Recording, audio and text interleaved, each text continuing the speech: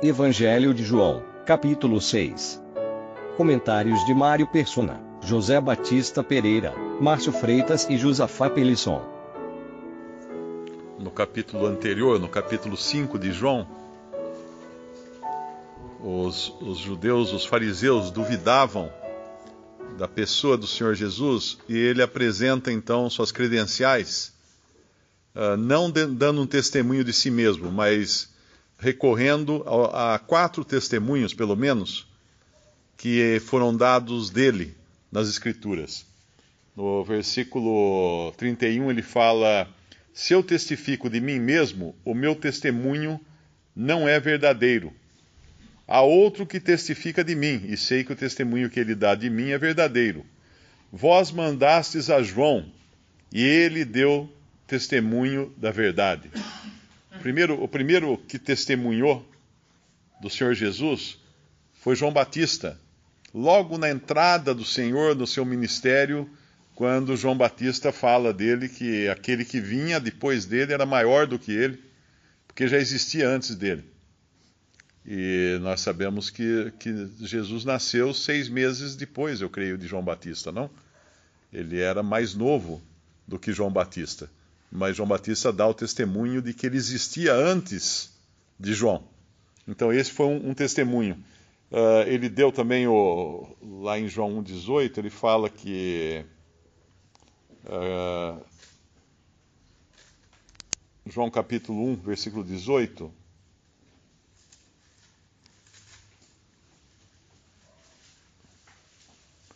Deus nunca foi visto por alguém. O Filho unigênito que está no seio do Pai, este o fez conhecer.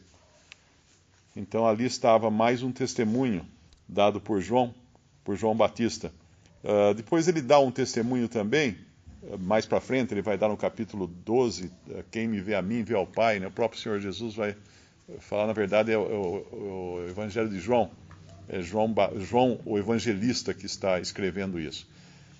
Mas aí, no versículo, lá em João 5, 37, o Senhor vai falar do segundo testemunho aqui, que é o testemunho do Pai. E o Pai que me enviou, ele mesmo testificou de mim. João testificou dele, o Pai que enviou testificou dele.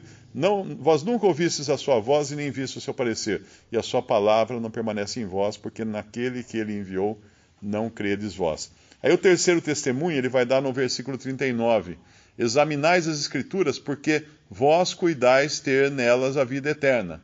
E são elas que de mim mesmo testificam. E o quarto testemunho é o final do capítulo 5, quando ele fala de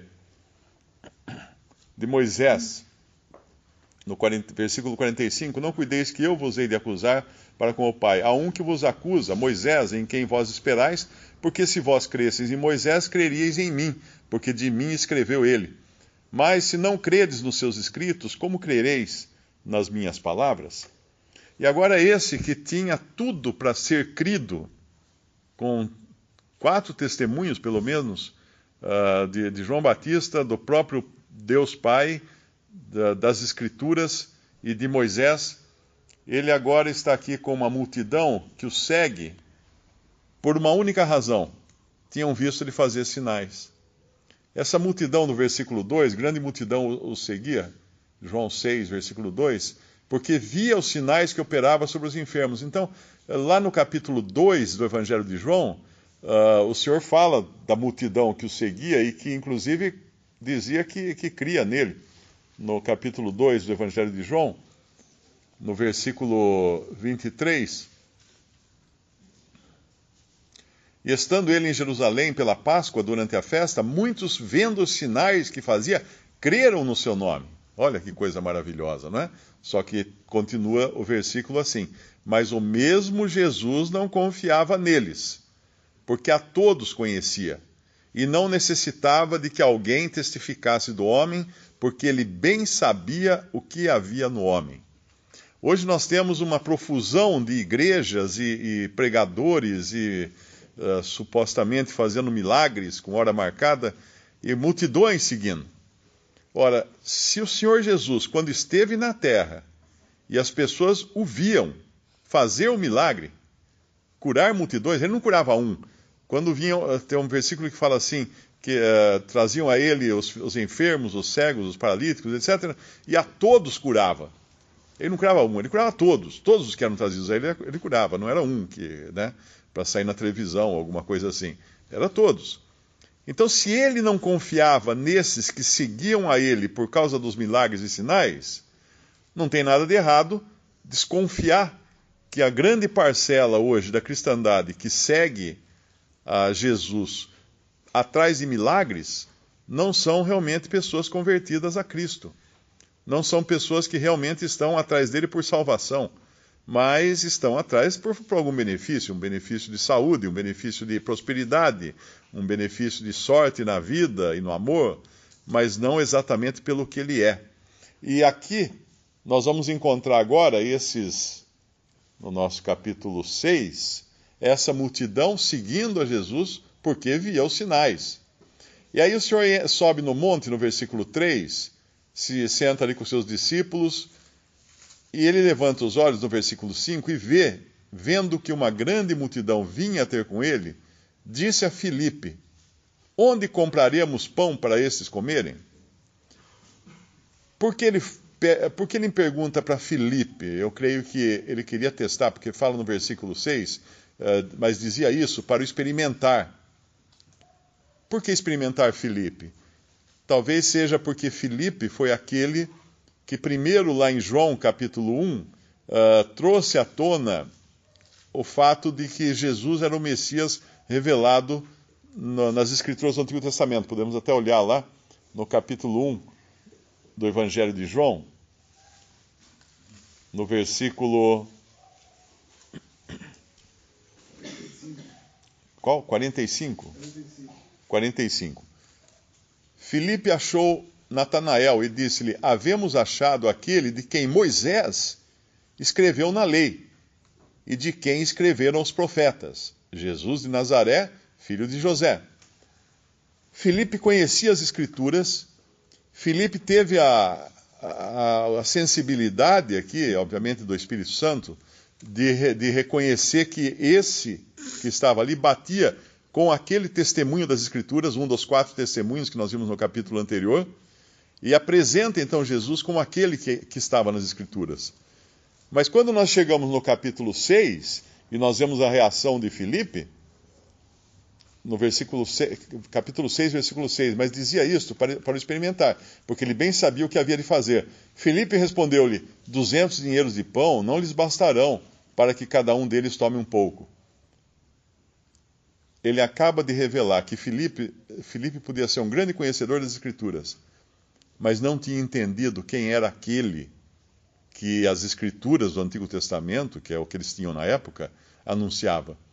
Quem era a pessoa de Cristo, o poder que ele tinha, o quanto ele era capaz de fazer, que não havia nada impossível para ele. Entra em cena então André, que era irmão de Simão Pedro. E André fala no versículo 9, está aqui um rapaz que tem 5 pães de cevada e 2 peixinhos, mas que é isso para tantos?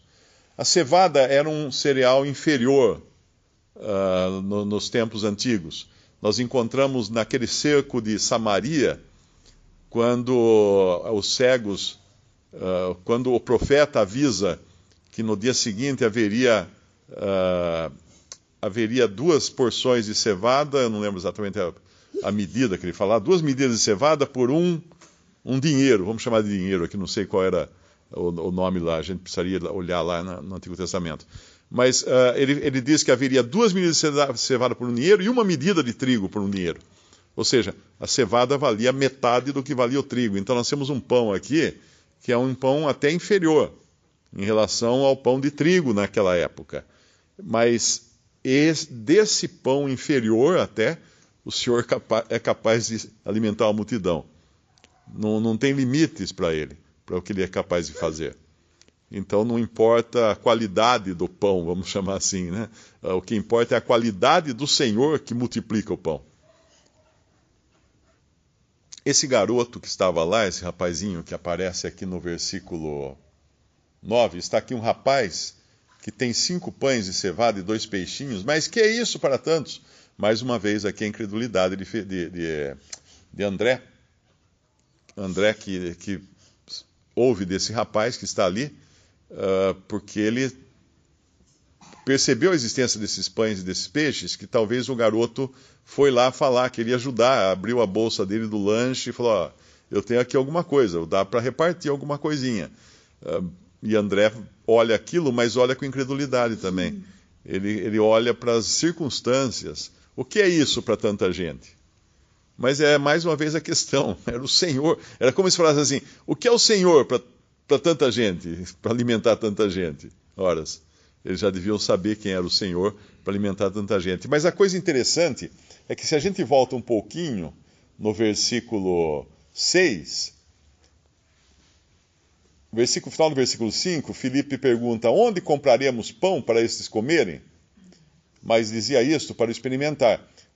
Jesus, perguntou para ele para experimentar, porque ele, Jesus, bem sabia o que havia de fazer. Como ele sabia o que havia de fazer? Ele sabia que ali naquela multidão tinha um rapazinho com uns pãezinhos e uns peixinhos, e ele ia multiplicar esses pães e esses peixes. E por que ele sabia tudo isso? Porque ele é Deus. E ele é onisciente.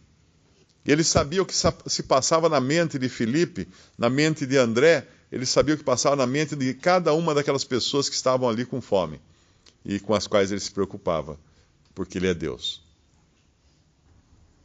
No capítulo 9 do Evangelho de Lucas, nós vemos que os discípulos haviam levantado a questão.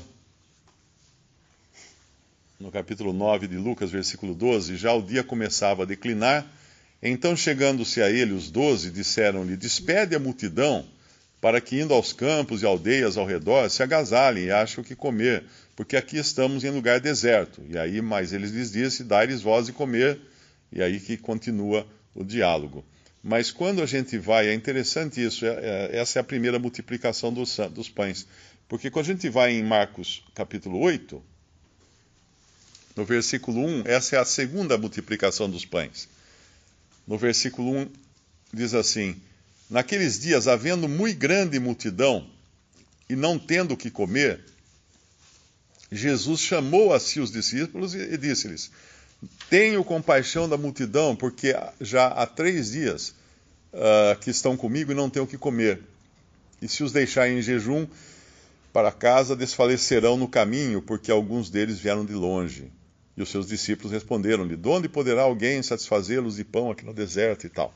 Lá em João, depois, ele vai dar uma bronca nos seus discípulos, porque eles não creram que o Senhor já tinha antes multiplicado os pães para alimentar 5.000, e depois dessa vez aqui, teria ainda alimentado 4.000, se não me engano, que é a multidão que havia aqui.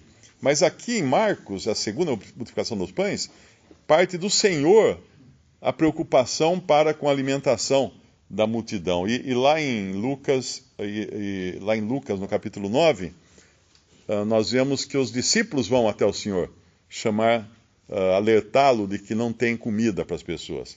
E aqui no nosso capítulo de João, nós não vemos aquela primeira parte em que os discípulos falam para ele que tem uma multidão, que não dá para comprar pão e etc. Nós só vemos a segunda parte daquele diálogo que está em Lucas, quando no versículo 5, Jesus levantando os olhos e vendo uma grande multidão, vinha ter com ele, disse a Filipe, onde compraremos pão para estes comerem? Eu não sei exatamente qual seria o sentido dessas diferenças, não é? Mas em nenhuma das vezes o Senhor deixou de se preocupar com a multidão. Talvez da primeira vez esperou que os discípulos levantassem a questão. Porque tem um versículo aqui que me lembra muito o Salmo 23, que é o versículo 10. E disse Jesus, mandai assentar os homens, e havia muita relva naquele lugar. Assentaram-se, pois, os homens em número de quase 5.000. E esse 5.000 multiplica-se por pelo menos 3 ou 4, porque ele está falando de homens aqui. E havia homens, mulheres e crianças nessa multidão, então era muito maior o número de pessoas que seriam alimentadas com esses, vamos chamar assim, caminhões de pães. Seria necessário uma frota de caminhões para alimentar essa multidão. Mas ele aqui manda eles se assentarem. Aí lembra aquele versículo, deitar-me faz em pastos verdejantes.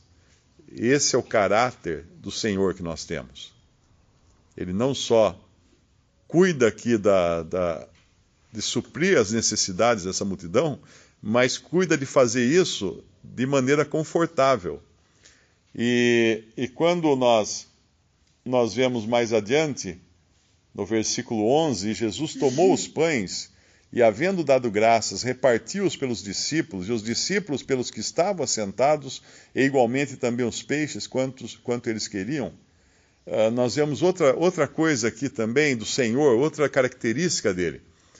Ele quer envolver os seus discípulos nesse ministério. Ele poderia dar o pão diretamente para todos, fazer uma fila? Poderia. 12 discípulos, claro que diminuiu um pouco esse trabalho, não é? Ele poderia fazer o pão aparecer do lado de cada um? Poderia. Ele poderia fazer qualquer coisa aqui, mas ele quer envolver os seus discípulos. Ele quer que eles sejam os ministros daquele alimento que ele vai distribuir. E ele continua fazendo isso hoje. Ainda hoje, cada um de nós tem na sua bolsa aí, em algum lugar, alguns pãezinhos e peixinhos. E aqueles que se lembram de manifestar, de trazer isso à tona, às vezes nem são aqueles que irão distribuir, mas se oferecem para, de alguma maneira, ajudar no processo. E depois o Senhor vai usar, então, aqueles que vão distribuir esse alimento, vamos chamar aqui o alimento da palavra de Deus, para que ela chegue a cada pessoa. Só Deus pode abençoar uma coisa que havia sido amaldiçoada. A terra, então, foi amaldiçoada por causa da desobediência de Adão. A palavra fala que o Senhor disse a Adão: no suor do teu rosto comerás o teu pão. E toda a criação ficou sujeita também a essa maldição. Não somente toda a terra na sua extensão e toda a criação, nós vemos, como fala em Romanos 8. E esse menino estava com um pão de uma terra amaldiçoada, que havia crescido numa terra amaldiçoada, que alguém havia plantado no suor do seu rosto. Sabemos lá como essa cevada foi colhida, quanto ele perdeu nesse plantio, porque a maldição fica até hoje é estendida, né? Essa maldição em toda a criação, em toda a plantação. O homem tem que desenvolver agrotóxico para que possa produzir. Então ele está cercado, não adianta ele querer pensar que a maldição lá do Éden, que aconteceu há 6.000 anos atrás, ela não permanece, ela não vem até hoje. E ela está aí à vista de todos, não só em nós mesmos, né? E na criação, e na terra, na produção de alimentos. E esse pão, então, que foi trazido para o Senhor Jesus, ele abençoou. Só Deus pode tornar uma coisa, né? Um fruto da terra, abençoado nesse caso, e também a criação que ficou sujeita à vaidade, como fala, o peixe, e tornar aquilo lá, porque o que o Senhor Jesus deu não foi que eles tiveram que plantar e colher no suor dos rostos deles. Foi uma graça de Deus. E Deus deu também para Israel, quando ele estava no deserto, o maná. Deus alimentou toda aquela multidão com um maná. Eles não tinham que fazer força, não era no suor do trabalho deles que eles iriam comer. Mas o homem, quando ele está na dependência de Deus, quando ele estava na dependência de Deus, ele tinha tudo. Nada lhe faltava. Ele tinha tudo. Deus havia dado de tudo para ele. E quando o homem desobedece, quando o homem começa a olhar para si mesmo, quando o homem começa a duvidar da palavra de Deus, quando o homem não conhece a Deus, né, quem é Deus na sua essência, o amor do Senhor Jesus aqui, ele começa a duvidar da palavra, ele esquece da ruína que ele está e da morte, e ele pensa que ele é Deus. Assim como no pecado lá do Éden, foi o que aconteceu, que o Satanás falou com Eva: certamente sereis como Deus, não Deus, né? Mas como um Deus, e fez olhar para eles mesmos, tirou o olhar deles de Deus e colocou o olhar para eles mesmos, que eles conseguiriam fazer. E a palavra mostra que só Deus pode mexer na criação. Só Deus pode transformar uma coisa. Só Deus pode dar ao homem o pão. Eu sou o pão da vida. Claro, o Senhor Jesus está falando aqui de um pão espiritual, daquele pão que sacia a alma, né? Não o corpo físico. E o que o Senhor Jesus queria, na verdade, era saciar o que é a alma. Moisés não nos deu o verdadeiro pão do céu, porque era um pão físico. E aquele pão físico ali servia para saciar o quê? A fome daquela 10.000 pessoas, porque a palavra fala no outro evangelho, que eram, além de mulheres e crianças, foram 5.000 homens. Não se contou mulher e crianças aqui. Então, Deus pode, né, cuidar do homem, mas Ele não quer cuidar só por um tempo. Ele quer cuidar por toda a extensão da vida do homem. Ele quer uma dependência. Interessante que quando Deus criou o homem e colocou para ele todo o jardim do Éden, toda a árvore frutífera, nós vemos que numa pesquisa eu consegui achar 2.000 árvores frutíferas que existem no mundo. Isso que o homem conseguiu catalogar. Fora as subespécies. Por exemplo, de banana nós temos a bananeira e temos 300 tipos de banana diferentes. Deus não economizou na criação. Adão podia provar, podemos dizer assim, o ano inteiro, 300 tipos de bananas diferentes. Uma por dia. Então Deus não economizou na criação. E quando alguém pode perguntar assim, mas Deus não foi mesquinho em proibir que Adão e Eva comessem de uma árvore por causa de um fruto? Deus foi misericordioso. Como Deus é soberano, como Deus é Senhor, como Deus é Criador, e nós somos criaturas, Ele, na sua infinita misericórdia, Ele podia falar assim: Adão, olha, você tem 2.000 árvores frutíferas, mas de uma só você vai escolher, que você vai poder comer sem pedir autorização para mim. Das outras, você vai ter que pedir. Cada vez que você vai pegar uma outra fruta diferente, você vai pedir autorização para mim. Não, Deus não fez isso. Deus, para mostrar simplesmente a sua soberania, o seu senhorio, o seu poder, Ele, como Senhor e Criador de todas as coisas, vai proibir Adão e Eva de comer da árvore de uma só do conhecimento do bem e do mal. Para manter o seu senhorio, para falar para Adão: olha, eu sou Senhor, eu tenho uma ordenação, eu tenho um mandamento aqui para você. Você é uma criatura. E o homem, então, voltando lá para a nossa passagem, esse pão vai cansar o homem. E ele vai ter que trabalhar no esforço. E não foi assim que Deus fez.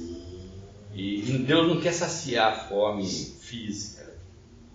Quer também saciar a fome física, porque dependia deles estarem ali para poder ouvir a palavra, estar em condições de poder receber a palavra, né? Deus não ia dispensar ninguém. E ele transforma isso. E o homem, na sua incredulidade, aqueles ainda não acreditaste nos 5.000, depois 2.000, né? Outro milagre de multiplicação dos pães. Quer dizer, o homem crê na própria produção dele, mas não crê na produção de Deus, que Deus fez todas as coisas. E que Ele quer, na verdade, agora, que nós falamos do Evangelho, é alimentar o homem com a salvação, com a pessoa do Senhor Jesus. Eu sou o pão da vida. Eu sou o verdadeiro pão que desceu do céu. Quando eu era garoto, meu pai me ensinava que se eu visse algum amiguinho se afogando,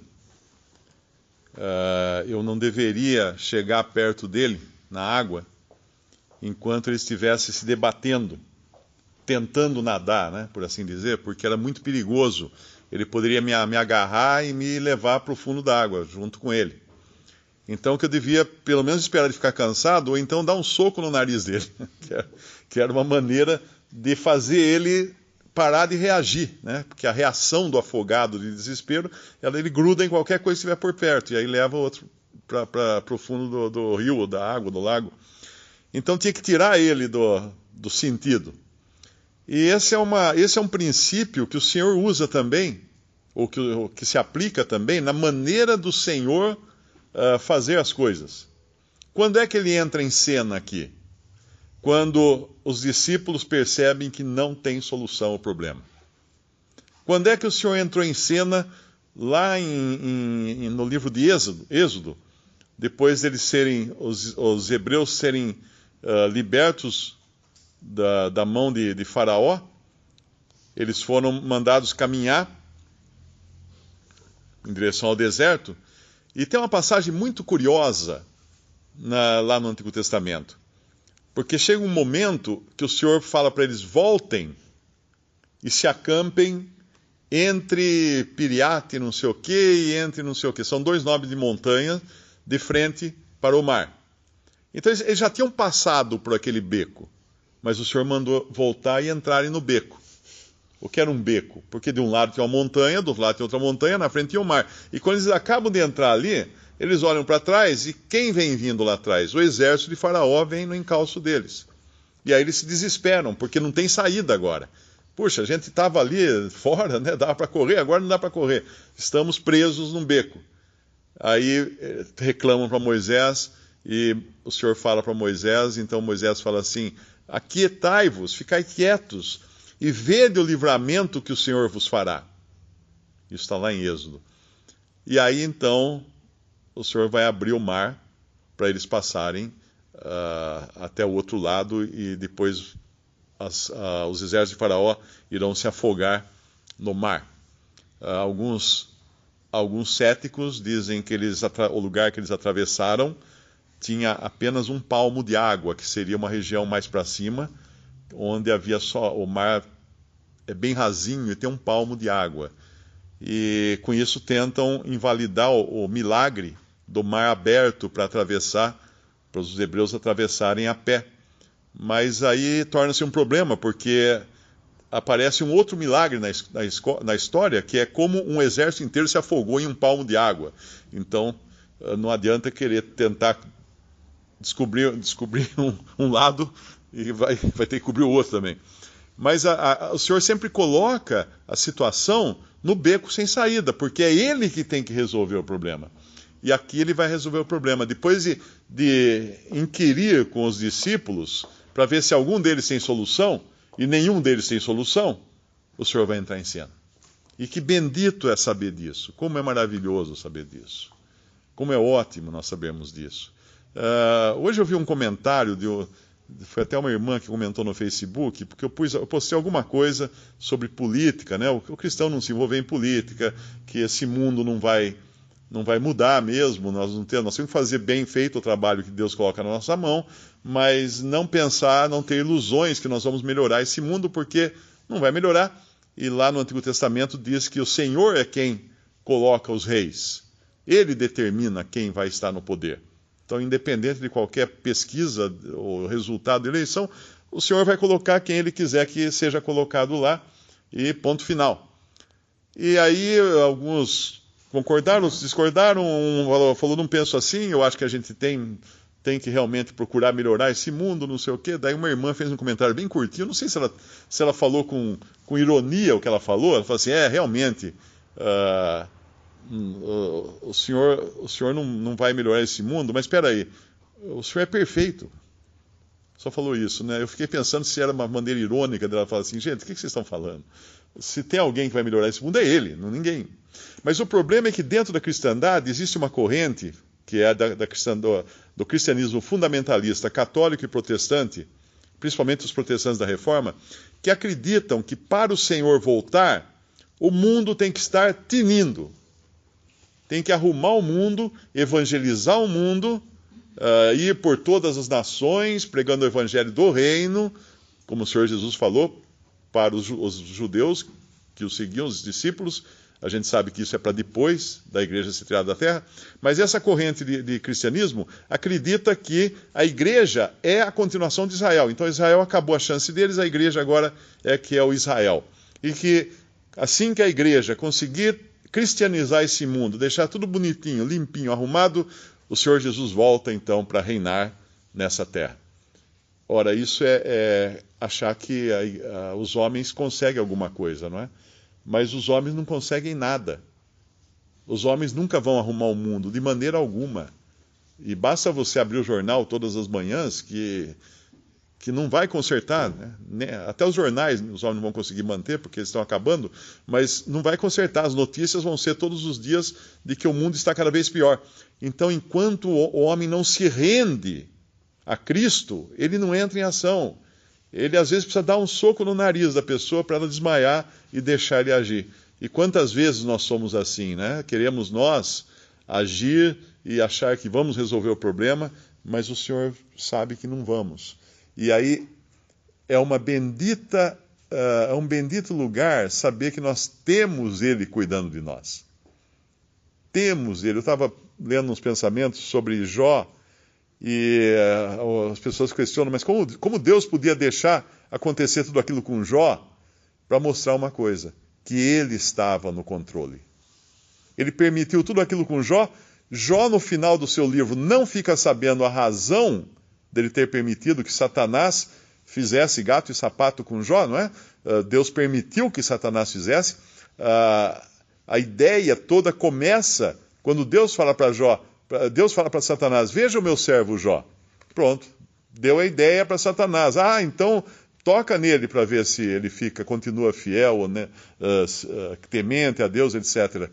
Deus permite então que Satanás tocasse nele. Mas por que Deus permitiu aquilo? A questão não é perguntar isso, a questão é perguntar como Deus ainda assim cuidou de Jó até o final. Porque é isso que ele queria ensinar. Então, qualquer necessidade que exista, como essa da fome aqui dos discípulos, os discípulos tinham que aprender que havia alguém maior que eles cuidando do assunto. Essa era a lição. Estava aqui meditando um pouquinho em Lucas 22. A gente está vendo aqui o Senhor testando Filipe. E Filipe pensa no poder do dinheiro, o que ele pode fazer, o que ele pode comprar.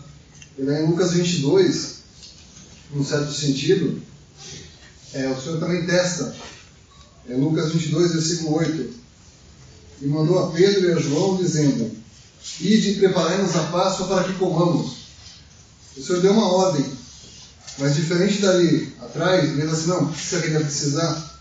Ele se volta para o Senhor. O Senhor ele tem todo o recurso, ele tem toda a presciência, e tudo aquilo que a gente precisa. A gente viu ali na multiplicação dos pães, ele já sabia o que ele ia fazer. Ele só queria saber o que Filipe ia falar. Aqui em um certo sentido também. Só que aí os discípulos, depois de muito tratado pelo Senhor, eles viram e perguntam, onde queres que a preparemos? A gente vê que assim, muitas coisas que o Senhor quer da gente, quer que a gente se volte para Ele. E é onde acaba essa cena de Lucas. Desejem muito comer convosco esta Páscoa antes que padeça. O irmão falou no Antigo Testamento. No Antigo Testamento, o Senhor nos alimentou, aí Moisés subiu a montanha, aí aquele povo disse, não, tudo que o Senhor disser nós faremos. Essa mostra muito da nossa arrogância, enquanto o Senhor precisa tratar com a gente para que a gente dependa dele. Porque Ele tem todos os recursos, Ele tem tudo que a gente precisa, Ele sabe o que a gente precisa o tempo inteiro. É que a gente volta para Ele, onde queres, Senhor? Como, Senhor? Aí Ele pode agir. É bem claro aqui no nosso capítulo como o Senhor conhece o coração do homem, né? A gente vê todo esse evento aqui, tanto dos que participaram, quanto dos discípulos dele. Eu estava lendo aqui, daí, mais para baixo, no 14, no 11 fala. O 11 dá graça, né? Ele dá a ordem, né? Recolhei tudo para que não sobre nada, depois que estavam todos fartos já. Aí no 14 ele fala: vendo, pois, os homens o sinal que Jesus fizera, disseram: este é verdadeiramente o profeta que devia vir ao mundo. No 15, sabendo, pois, Jesus que estavam para vir com o intuito de arrebatá-lo para o proclamarem rei, retirou-se novamente sozinho para o monte. Eu estava perguntando, mas por que será que ele fez isso? A gente desce mais um pouco, a gente vê daí. Por quê, né? Ele conhecia o coração de cada um aqui. Tanto dos que estavam seguindo, né, as multidões daí ele atravessa para o outro lado. As multidões vieram atrás dele, continuaram seguindo. Aí ele fala no 26. Respondeu-lhes Jesus: em verdade vos digo, vós me procurais não porque vistes sinais, mas porque comestes dos pães e vos fartastes. Ele revela qual o coração, né, qual que era o verdadeiro intuito deles. Eles estavam vindo atrás do Senhor só porque eles tinham se fartado, saciado a própria carne. Daí continua: trabalhai não pela comida que perece, mas pela que subsiste para a vida eterna, a qual o Filho do Homem vos dará, porque Deus, o Pai, o confirmou com o seu selo. Aí perguntaram para ele, né, qual é a obra. Ele pregou o Evangelho ali para eles, né, se pregou. Respondeu Jesus: a obra de Deus é esta, que criais naquele que por ele foi enviado. E aí continua, vai indo. Aí tem a murmuração e tal, os judeus murmurando.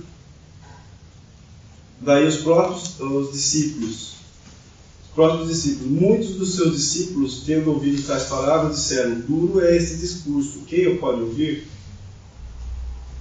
Mas Jesus, sabendo por si mesmo, 61, que eles murmuravam a respeito de suas palavras, interpelou-os: isto vos escandaliza? Foi revelando, né, o coração de todos ali. E prosseguiu: por causa disto é que vos tenho dito, ninguém poderá vir a mim se pelo Pai não lhe for concedido. Aí no 66, à vista disso, muitos dos seus discípulos o abandonaram e já não andavam com ele. E aí ele interroga os 12 também, né? E perguntou Jesus aos 12: porventura quereis também vós outros retirar-vos? Então, né, só... eu achei interessante isso, como o Senhor, sendo Deus, né, como Ele conhece o verdadeiro intuito dos nossos corações, né, do coração do homem, tanto dos que estavam ali participando, comendo, e também os seus discípulos que estavam ali com Ele já, né, vendo tempos já, tinha o coração. Ele revelou o coração do homem, o verdadeiro intuito, né, qual que era.